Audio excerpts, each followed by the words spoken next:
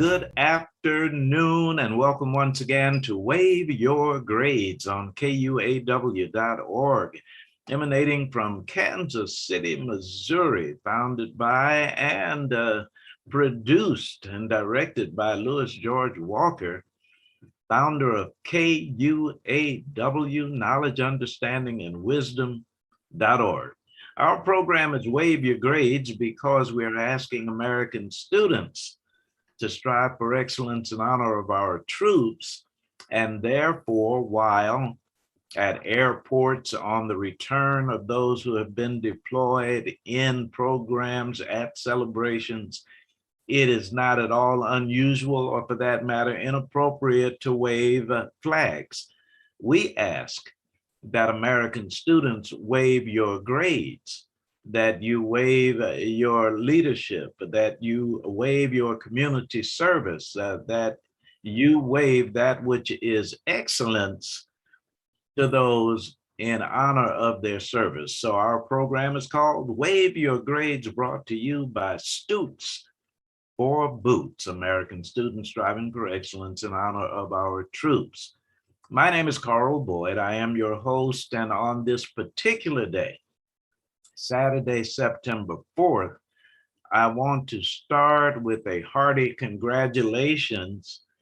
And then just a little later, after all of my opening remarks, I'm going to go back to it because our very special guest, Attorney Valencia Broadus, has reason to be on the receiving end of this congratulations, which is the observation and the celebration of one of the founders of the Black Economic Union, whose name is Curtis McClinton, was fated, as it were, at Arrowhead Stadium.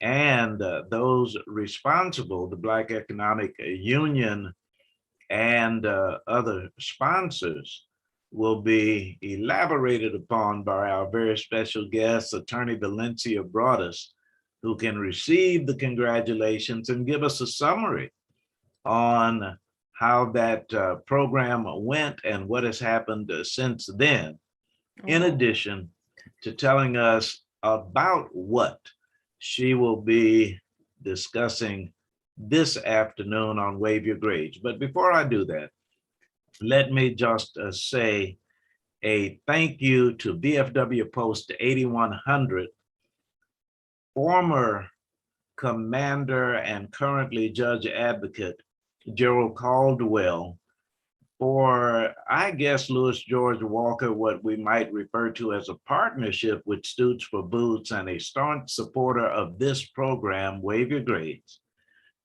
And a thank you to current commander Jorenna Floyd, first African-American female to be the commander of VFW Post 8100 in Grandview, not only in a congratulatory measure to congratulate her for assuming such a position, but she too has served as a partner to who we are and what we are attempting to do.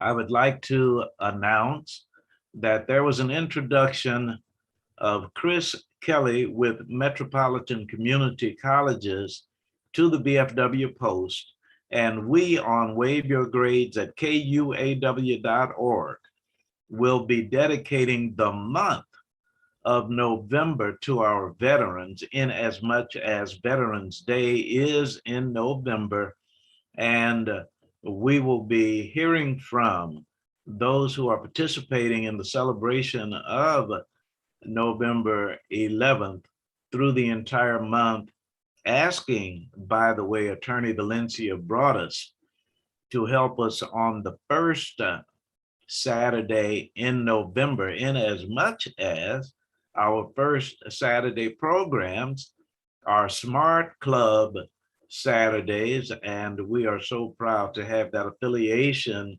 with Attorney Valencia Broadus. We will be talking more about things upcoming, but now my honor, my privilege is to indeed formally welcome, introducing Attorney Valencia Broadus and She will be talking about how far she has brought us with the young people with whom she works and the events that she has sponsored. So now, having said all of that, let's get into today's Saturday, September 4th program with attorney Valencia Broadus. Welcome and bring us up to date. I'm laughing because Mr. Moore, he does this build up, boy. And you're gonna be like, it's only true. It's only what, true. What am I gonna say? While I'm laughing, I'm like, let me, how do I now match up to all of that? Oh, Mr. Boy, you are wonderful. Thank you, thank you, thank you. And thank you back to you You are the for one. being our awesome host, you and Miss Jamaria, for that event that happened on August the 14th out there at Arrowhead Stadium in the Press Box Lounge, where we recognized and just poured love and appreciation and gratitude and remembrances from all over the community on Mr. Curtis R. McClinton Jr. And of course, all that he has done and his family, to bring not just the BEU, but the state of Kansas, his whole family, did a lot there to do some things there to bring Kansas forward. His dad and himself doing some work there, and then of course with the Chiefs, and then of course with Kansas City, we learned so much about how Mr. Curtis R. McClinton Jr. And I do want to ask you about his last name in a minute. And because it happened, I'm like, anyway, I'll ask you in a minute that. McClintock, but someone have to correct me at some point of how to do that. But we learned so much about how Mr. McClinton Jr., how not just with the BEU, but with, Samuel Rogers, with a lot of the things that happened on Prospect in the Wayne Minor area, how he silently, quietly, but consistently and intentionally always running around the community, just asking people, hey, have you thought about that? Would you like some help? Just kind of making his way around the community, building things through really his influence, but other people may have taken the balls and ran with him, but it just continued to spread that influence. And the more that we researched and learned, and one of our students, I'll talk about her in a moment, actually started writing a book about it, a whole full manuscript. The more that we researched Mr. McClinton and his efforts, we were like, oh my goodness, there's so much. We interviewed people.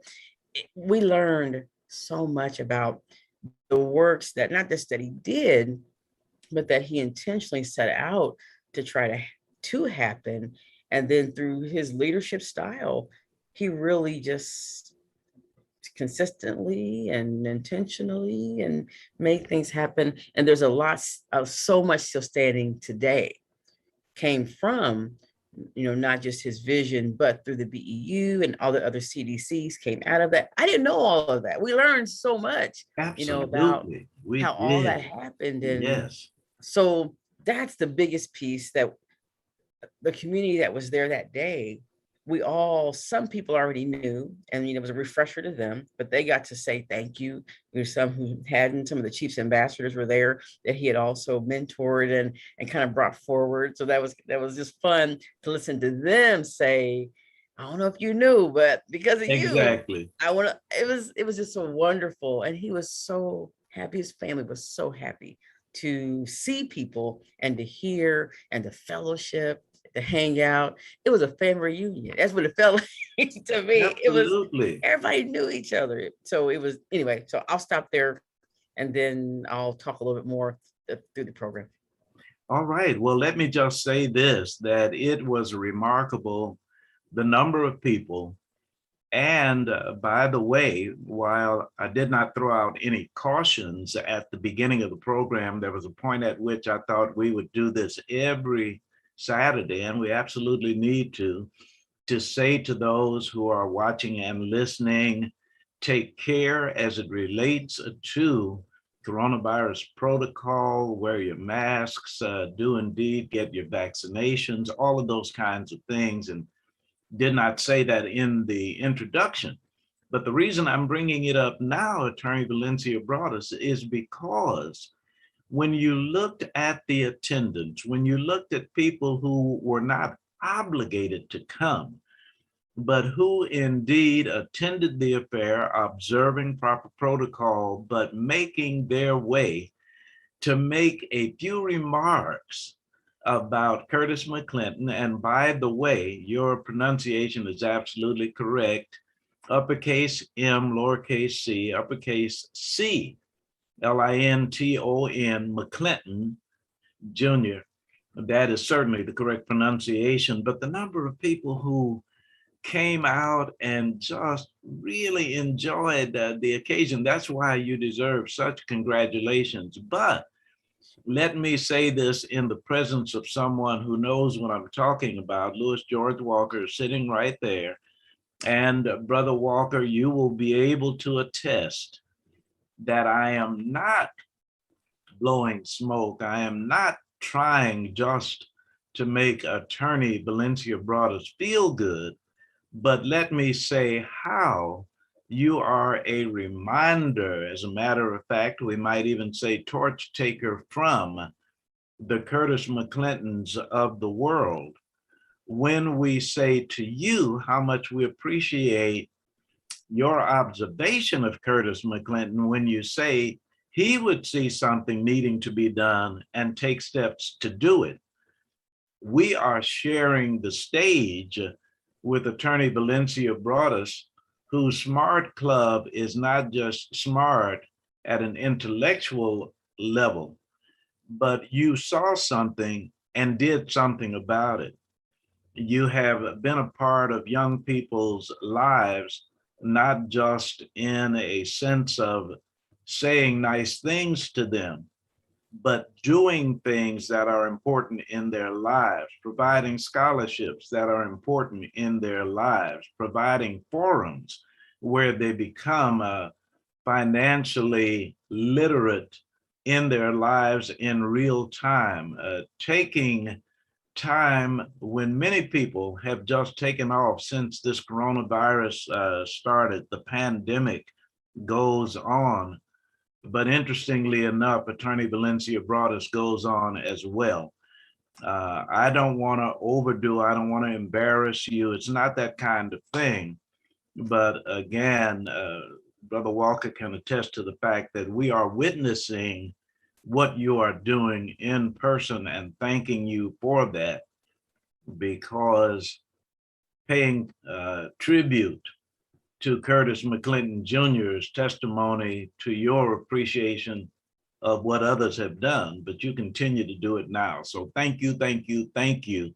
And you did say Thank you guys. you would elaborate a bit as we go on and tell us what else is going on. So please do. So I want to go back to the name for a minute, and here's why.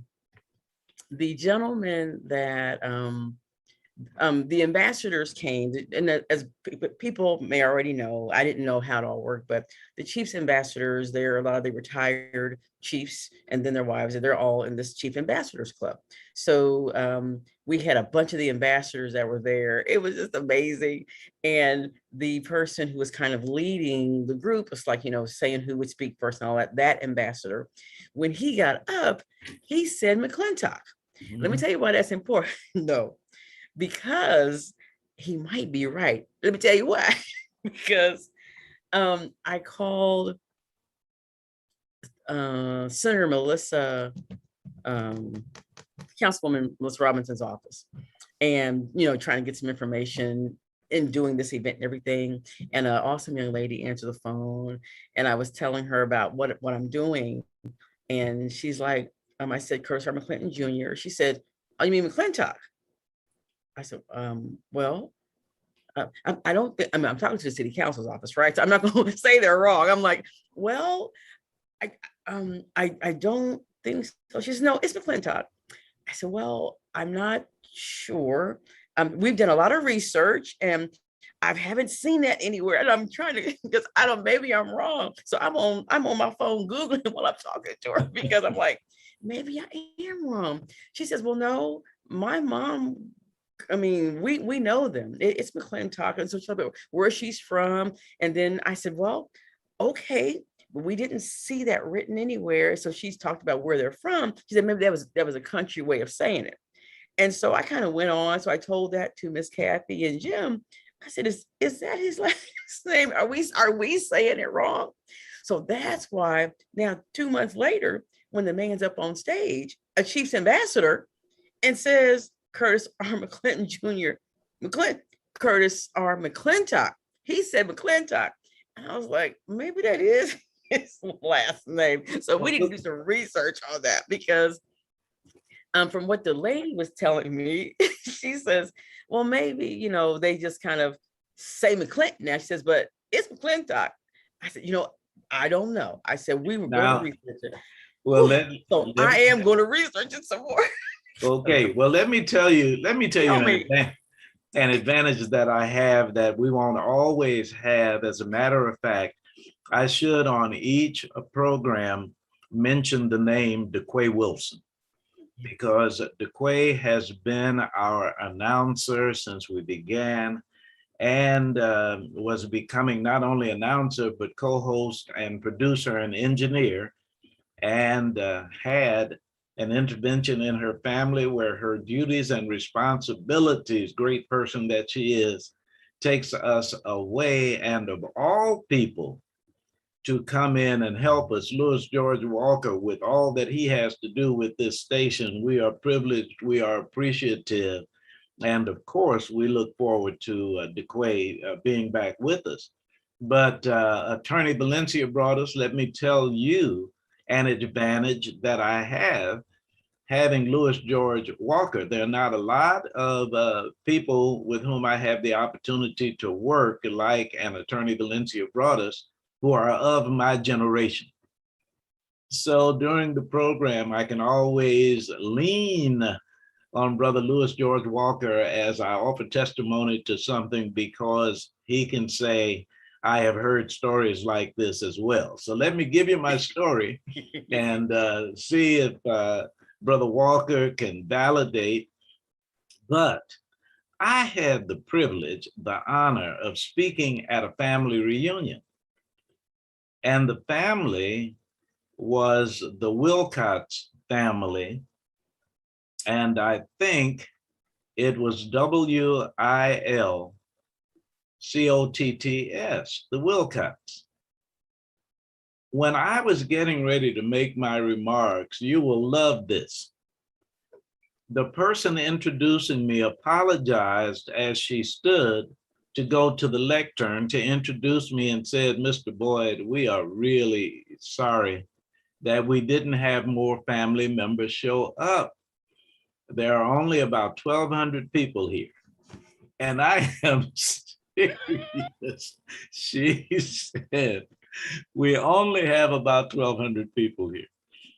So I met people from the Wilcox family, WILCOTTS. And some of them were Wilcox, WILCOX, or Wilcock, WILCOCK, or Wilcox, WILCOCKS. Now, the reason I'm leaning on Brother Louis George Walker is because, and I shouldn't say that, because while you haven't lived as much history as you are a student of history, so I should not play down your knowledge of such phenomena as well. But one of the things that we have seen is in Black history in the United States of America, not only has the evolutionary process of families departing from their slave masters taken place, where names are similar, but perhaps not spelled the same because of that disbursement to the diaspora, but we have actually witnessed phenomena where there are Black folks who say, don't call me that because that's how they find you. Now, it's an interesting thing what we have gone through in Black history, because never doubt when someone spells their name differently, because as you have pointed out, Attorney Valencia brought us, my dear sister, You are absolutely right. It may have been spelled more than one way. But Brother Walker, I don't know if you want to chime in on that. And of course, Attorney Broadus, please respond. No, but I know that, and they can be called or spelled a lot.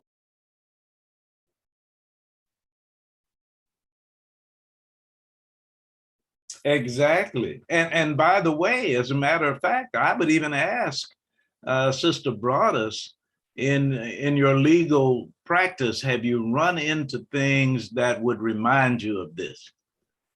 Yes, over and over. Even with Mhm. my name, people say, so are you related to the BROADDUS Bureau? I mean, just other attorneys, because then they want to, until they meet me, I think because maybe I talk proper English or something's going on. Yes, Anyway, absolutely. they often wonder if I'm another family, and Well, Zoom is interesting these days. It's just people, they see you a little more, and then you can, people, they'll call you to do work and stuff for them, and they think something else, has any vision. It is hilarious.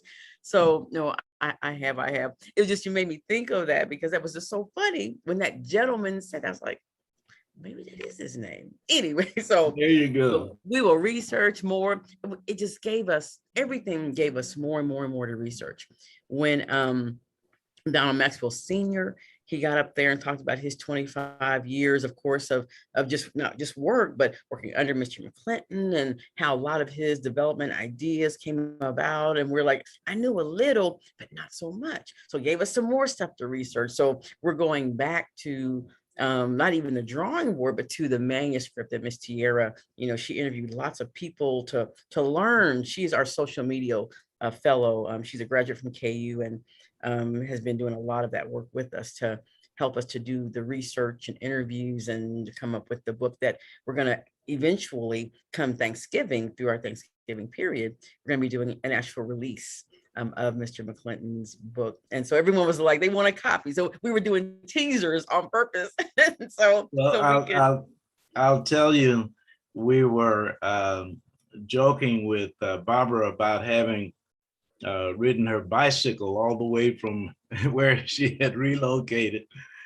But she and I were agreeing that Tiara did such a wonderful job, that she was really just living history herself in the research that she has done so far and the way she presented it. That was just so well done. Congratulations to you and Jamira as well.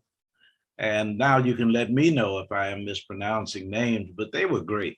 Yes, Miss Jamaria. Yes, no, you're good. Everybody is trying to. We're learning each other and making some things happen, and everything that evening we were trying to show a lot of. Again, it was really about Mr. McClinton. We were Yes. focused on celebrating him and showing what he was doing, but through that, we were also trying to make sure we were pointing out the different things that he believed in. He believed in building small businesses. So we had our business builders there because they've allowed me to come in and kind of reinvigorate that business builders program. So we designed that with the mentors and all that. So that's happening, and they were there. And then of course, as I'm working with our young leaders for them to have this deeper financial literacy, and our partners there, Mr. Versey Lark with Make It Rain, and the Oh, yeah. Financial Empowerment Summit. And so he couldn't be there, but he's the one that gave them all those very, very lucrative scholarships for the work Yeah. that they have done. And then our leadership, using Robert's Rules of Order, helping the young people to really learn how to lead meetings and discussions and through the orderly fashion. So those students got scholarships as well. And again, Mr. Versey Lark, he's provided all the dollars for all those scholarships. And then we have our other partner, Mr. Brian Ross with Edward Jones. So they were our two main sponsors of the event, because when you go back and look at all that Mr. McClinton did, he really did it through a financial empowerment lens. And so we say economic development, but all of that really goes back to somehow finances. And when we look a little bit right now at health equity in our communities. And so that's how we're kind of tying everything. We go back and look at the health equities in our communities, not just here, but all over the country. A lot of times you can really understand the health of a community based on the economic health of that community. And so it goes back to my research, even as a PhD student at KU now, we focus a lot on how are we looking at the social determinants of health and how we're really not just looking at them, but assessing and then putting some things in place to make sure that, like BEU did way back then, and it's really the same exact social determinants of health that we're looking at through economics and health, medical care, through education, employment. It's those same things. And we're just trying to go back now, with the assistance of our Smart Career Club students, our Financial Empowerment Network, the BEU Financial Ambassadors, and we're now coming together again this year. Our focus is kind of striving for excellence by creating pathways to opportunity and coaching, accountability coaching for anyone in the community who really wants to have a stronger financial future. So we're kind of building all these financial coaches, but not just for your like money stuff, but we're looking at housing, owning small businesses, doing your credit, having savings, looking at your credit report and insurance. And these are things that right now all over the country, the largest Black bank, One United Bank, they have this thing called the One Transactions campaign. And it came right after they announced Juneteenth as a holiday. I'm sure they were already doing it, but right after they announced Juneteenth as a national holiday, we started getting flooded with all these advertisements from One United Bank and this One Transaction campaign. And the One Transaction campaign, all it says is, if all of us can do one of these 6 things, and these 6 pieces of things, meaning owning a house, saving, or whatever, that we will decrease the racial wealth gap. And so what our students have done since we started getting that literature and focusing on, okay, studying those 6 things. So now what do? We see it, we study it, people say, I want to do it. So are we having more housing programs, more business development programs, more programs on how to save, where to save, best rates, on investments, on insurance? So we have been studying it a lot over the past since June. So June, July, August, September.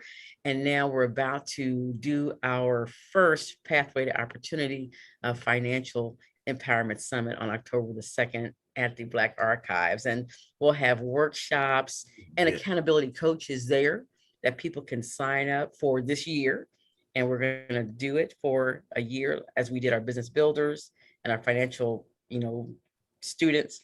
And we're going to see at the end of the year, what progress have we all intentionally made, not just tracking our people doing stuff. We all need coaching like basketball. Anyway, so that's just kind of a snippet of what we're doing, but hopefully let's talk some more and we'll dive in deeper and talk more about what that means. Outstanding. Let me remind those who are with us that this is Wave Your Grades, coming to you every Saturday from 1 until 2 p.m. on KUAW. Knowledge, Understanding, and Wisdom. That's KUAW.org. Our producer and engineer founder, Louis George Walker. Our very special guest, Attorney Valencia brought us. My name is Carl Boyd, representing Stutes for Boots, sponsoring Wave Your Grades every Saturday, asking all American students to strive for excellence in honor of our troops. Our blessing on this program, Wave Your Grades, coming to you weekly on KUAW.org from 1 until 2 p.m., is to have exemplary students by way of the Smart Club join us every Saturday. And a question that I have for our very special guest today, Attorney Valencia Broaddus, speaks to the absence of young people on this occasion and from time to time, Brother Walker, on KUAW because of the pandemic, because of coronavirus protocol. And Sister Broadus, I'm going to ask you to help a number of people by answering this question. We really thought that we would be out of the pandemic, that things might be approaching something to which we refer as, quote, normal, unquote. It has not happened. So let me just ask, as you have been consistently working with young people and your programs not only continue to go, but they continue to grow, how are you able to maintain contact and to keep on having the programmatic thrust that you enjoy going in such a consistent manner in light of having to negotiate a pandemic at the same time? Thank you for that question, because it's been interesting with our young leaders, especially. Some of them are away at school, but some of them, were back home and didn't, come out much because their Absolutely. guardians or parents weren't coming out much because of the pandemic. Absolutely. But the interesting thing about the young people, they like the weekly Zoom meetings we were doing. They like FaceTime. They like the text. They're learning more and more how to work remotely, which is interesting because this is a skill we love for, from a consulting perspective. We would love for our kids to have that skill, to be able to, take some instruction and then do it, individually, ask for help, and then send it back on time. And so it's been interesting that we've been able to event planning. I apologize. Event planning is one of the tools we use to help our young leaders to plan and play, promote programs. Because I think no matter what we're doing, we can teach young people lots of things, but if we don't have any place where they can practice what we're teaching them, then sometimes we're just teaching them information. So event planning is one of the things we've always done. And normally we would get together, have meetings, and we plan it. The remote stuff has allowed them to do it even better because they're able to still be where they are, and they're not having to get rides to come, get rides to go back. They're still able to think, use their brains, and graphically they know how to, create information quicker than us sometimes. They know how to go research it and pull it down and put it in a page. And here, look at this, look at this. Sometimes they're going faster than we're going. Wow. It's been remarkable to watch them. They're thriving in this, but with proper instruction. And I mentioned that part only because I know there's been a lot of talk about the students through the pandemic have like grades have gone down, in different areas and stuff like that. Yeah. I think sometimes it could be the instruction that they're getting. Maybe it's not as practically relevant, so to speak, meaning, you can teach them math, but if you're not also making games out of it or doing something to where it's interesting to them, because if they're at home having to just do this work and, turn it in, it may not be as fun or as exciting or as hands-on or as today-ish right now. Oh, let's see it. So I think about, even a lot of the students, they're able to do music online, Zoom, teaching these classes. But if you think they study at home, but they've been showing on TV, the music instructor would still have a Zoom, and all the students on the Zoom would be able to chime in together and still make the song because they're able to study and then practice it right there. So I'm sorry for interrupting you. no, go ahead, please. I was just going to say that you have taken me back to Doc Bass. His phrase, the relevance of intelligence, so that you have really highlighted that. And by the way, you also reminded me of something that I neglected to do at our half-hour break, because as you were talking, I wanted very much for you to give contact information for the parents and educators who would like to, quote, partner, unquote, with you. But before I ask you to do that, Brother Walker, I also neglected to have you at our half-hour break let those who are with us know how they can communicate to friends and others how to access KUAW.org in its many contexts. All right, yes, you can contact KUAW Radio. Go to our webpage, www.kuaw.org. That's KUAW.org. You can pick up live broadcasts like this on Facebook, YouTube, Twitter, Twitch. We're available there. And then the audio version is available on many sites. We've just added, as I said to our group earlier, a new site that brings us up on Roku, Roku TV, Apple TV, the Fire Stick. We've got that. If you go to Big Me Radio, you'll pick us up there. So we're now one of the radio stations on Roku. So all of these audio sites are available, the TuneIn app, your Google app, all of those, just tell it to play KUAW and we come up there. So be sure and pick us up worldwide, wherever you are and wherever you go. Outstanding. Attorney Valencia brought us. We can now begin. Amazing. Yes. Hello world. Right. And mean it. Yes, yes. Outstanding. And contact information, Attorney Valencia brought us. Absolutely. Yeah, please, you can text me at, and it's like text me. You can text me at 816-612-1083. And it's just texting and saying, hi, I'm whoever you are, and I'd like more information. And then, we'll call you back after that. It's easier than trying to call me, only because I answer right away. I'm just honest about that. So, but texting is easier. If you text me, we'll text you back and we'll get you to one of our graduate students. Ms. Braylon Page is the individual who is our 2021-2022 McClinton Scholars Fellow. So she's helping to do a lot of Building Leadership Academy, and she's actually studying now for her MCAT, or she would have been here today. So she takes the MCAT next Saturday. And so I'm like, you don't do you study, don't be distracted. We're so happy for her, send her prayers. But we are working now on getting ready for some recruitment. It'll be really after October though. And so we're going to be doing this summit to finish this year. And then from there, we'll be looking for our new group of students, our ambassadors, that they can earn scholarships and stuff again.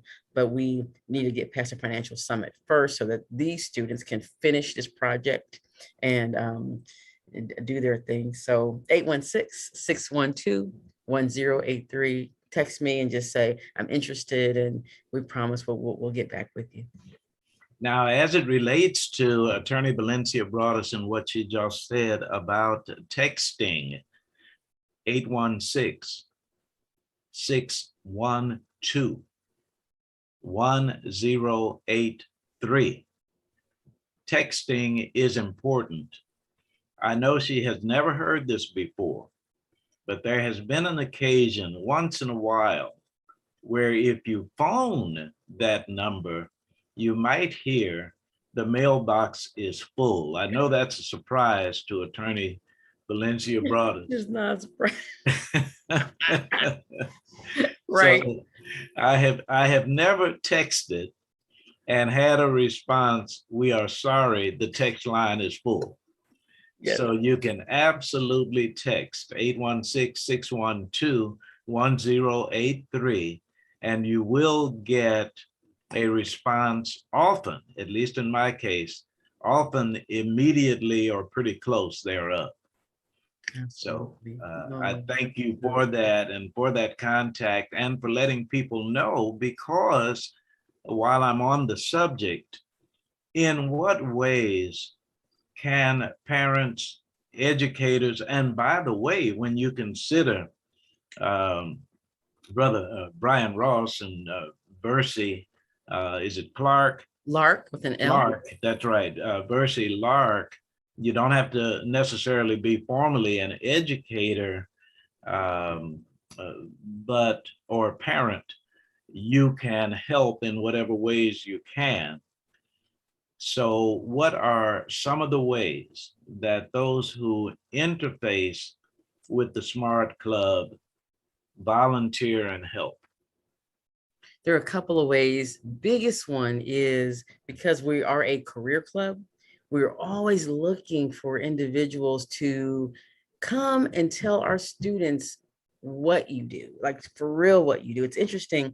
In my doc program at KU, I teach the lectures to 3 sections of undergraduate students at KU, and they're all future teachers. So I teach future teachers to be teachers.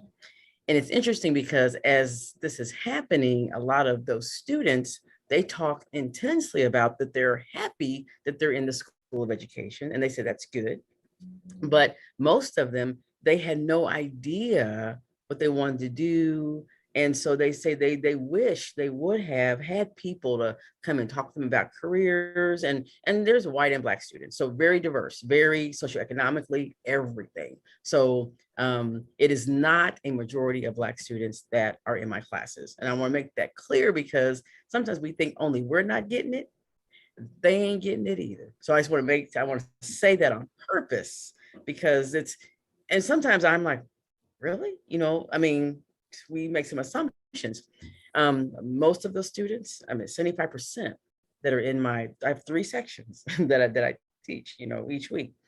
And 75% of them did not have career counseling, career coaching. And some of them, their parents may do certain careers and stuff. And so, but most of them didn't follow those either because they're in school most of the time. And I say all that to say it's important for all students, if we really want them to catch dreams and grow and fly and be happy with them, which the whole mental health piece, they have to see us. They have to come to the radio station. They have to come to the schools, come to the law firm, go to the business office, but they have to be told about many careers, and they need to see us working in our careers. And they need to see, especially those of us who are happy in our careers. You can imagine a lot of students when they're at home, if their parents don't like their jobs, their parents come home, they always mad at their job, mad at people. So you can imagine kids like, do I want to work? Do I want to do what you do? Even though the parents really might like it, but because it's so stressful during the day, so they might need to see other people in the profession of the parents. And the reason we've been talking about this for, school's been back into September 23rd, August 23rd at KU. And so as we're there, I asked them, in order for your students some of them, they're in schools now teaching, how are you spreading this career education to your students? Because they don't have formal programs in most of these schools, like almost none of them that they came from. So we are sharing with them how to get that career exposure education. So for me, that's what our people, let us see you. Let us know your professions. Let us talk about the good stuff, the bad stuff, the pay, but we need to talk to you often. Now, this is good. I heard a little bit of a response from Louis George Walker when you were talking about careers and young people seeing parents and others respond to what they're doing. Did you want to mention something about that, Brother Walker?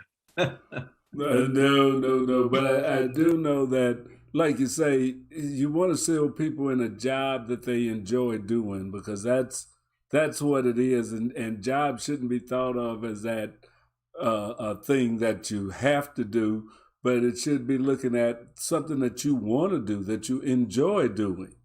Because if you have to go to work at something you hate, that's a bad life prescription for sure. For you and the company. Yes. Attorney, soon to be Dr. Broadus, you can really enlighten us on a phenomenon that is taking place today. Yesterday, September 3rd, our President of the United States had the occasion to talk about the economic report not being quite as glowing as he anticipated. But the phenomenon that I would like Attorney Valencia Broadus to speak to is the suspicion or the absolute reality that there are people who are not wanting to rejoin the workforce, or the reality of what they are accused of. They'd rather sit home and collect a check than go to work and earn one. What is this all about from Valencia Broadus's perspective? No, so I have two thoughts. I think that, and luckily, can't nobody throw nothing at me because I'm over in my office. So I think two things though. I think that there may have been too much um, unemployment stimulus money stuff out there, because there are people I know who liked their jobs, but once they were laid off, and before they were, asked to come back, they were getting a whole lot of money each week. That was really a whole lot more than they were making at their jobs, and they were like, well, I don't know, especially if they didn't have to go back because of COVID and stuff.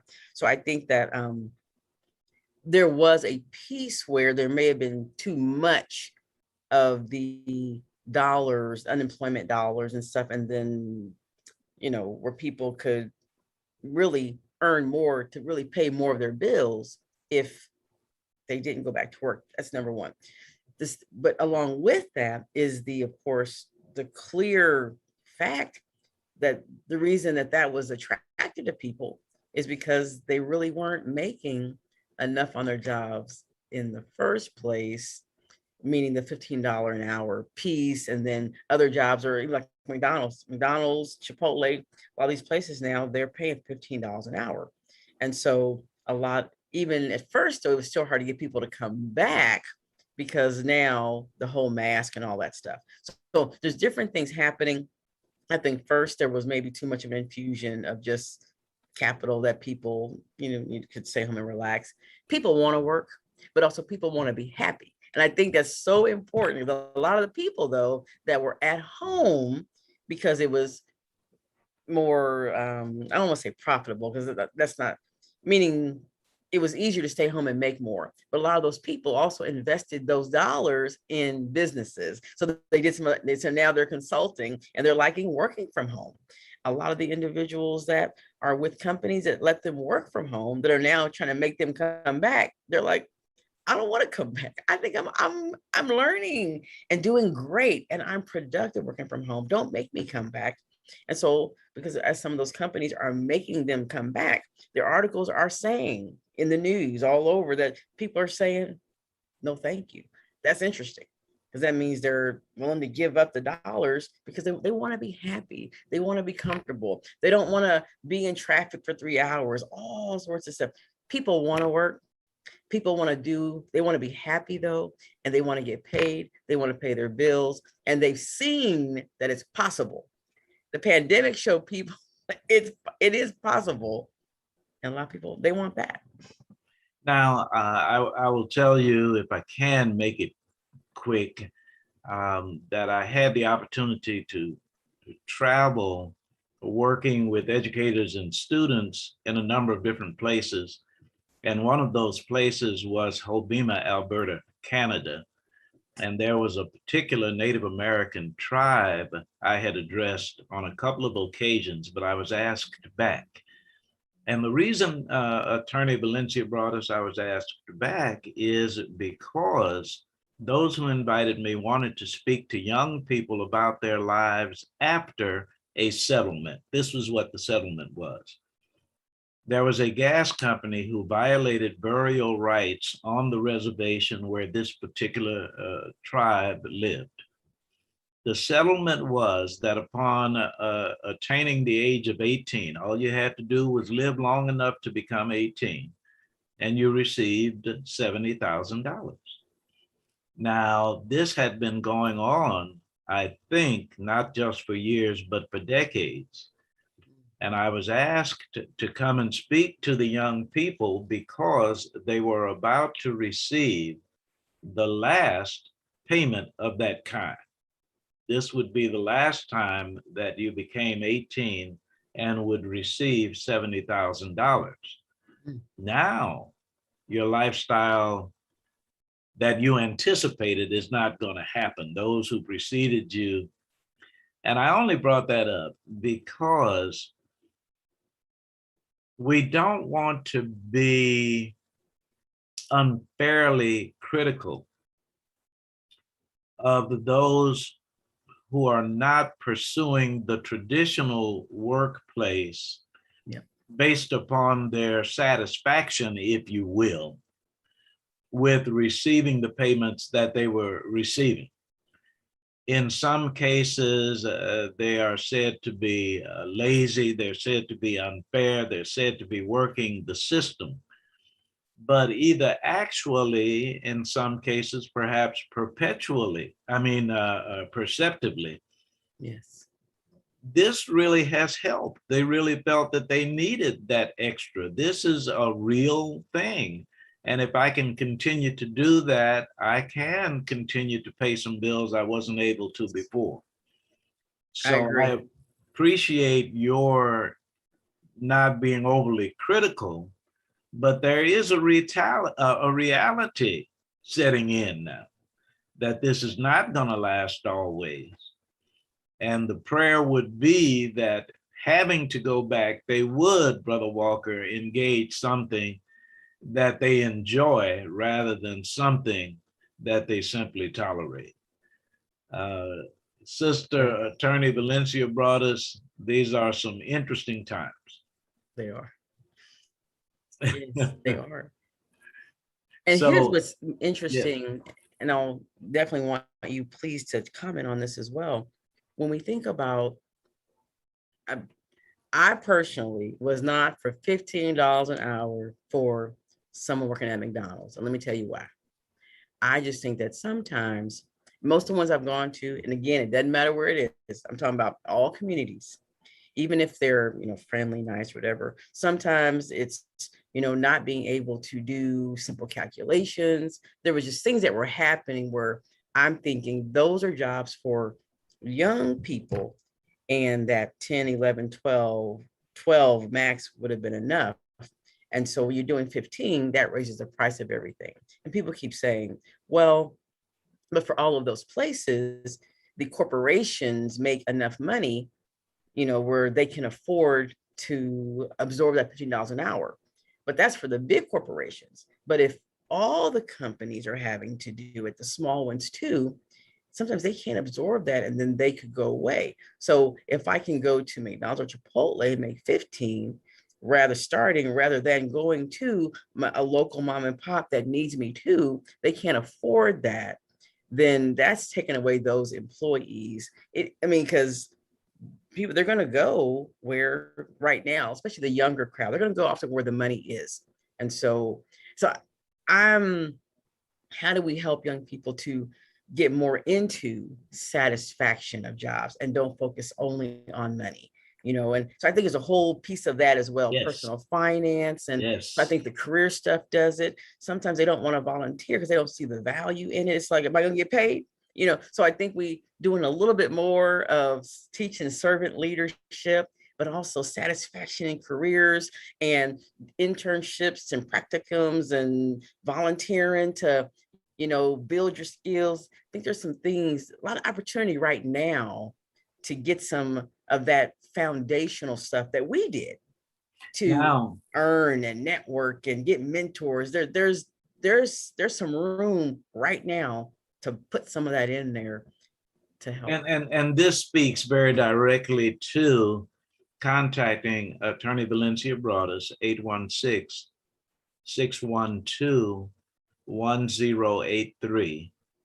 Attorney Valencia Broadus, 816-612-1083, as it relates to the kinds of things that you are doing with young people, because when you talk about preparing them, as it were, for careers, the world of work, the wonderful thing about that is you are speaking to them in the throes of an era when it is imperative that they find real reasons to join the workforce and to become self-determining, unlike any time we have seen before. because there are options they can exercise we were unaccustomed to. But your presentations and those you present to them are practical, real, in living time right now. So I pray that you are contacted by many who can benefit from your services. We're coming to the end of the program. Please, your closing remarks and contact information before we go. Pathways to opportunity. I want us all to think about, for ourselves, the older seasoned adults in the world, to share with our emerging adults, which are, of course, our high schoolers and our college students. If we all can just think about what can we do to close that racial wealth gap. And I'm going to tell you about, again, quickly, those 6 transactions. Do you have a will? If you don't, you need to get one. You can even just write something on paper and have it notarized.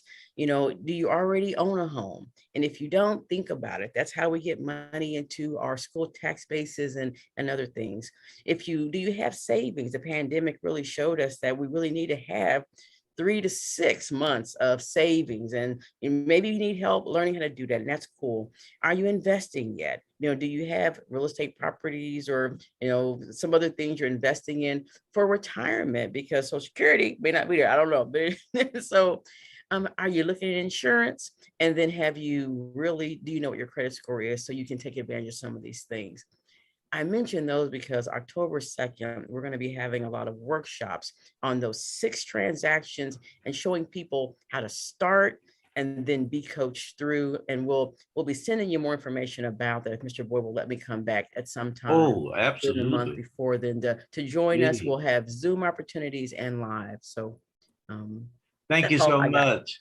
Attorney Valencia brought us first Saturdays, the Smart Club on Wave Your Grades. Thank you so very much. Thank you, Louis George Walker, Thank you producer and both. engineer, founder of the program.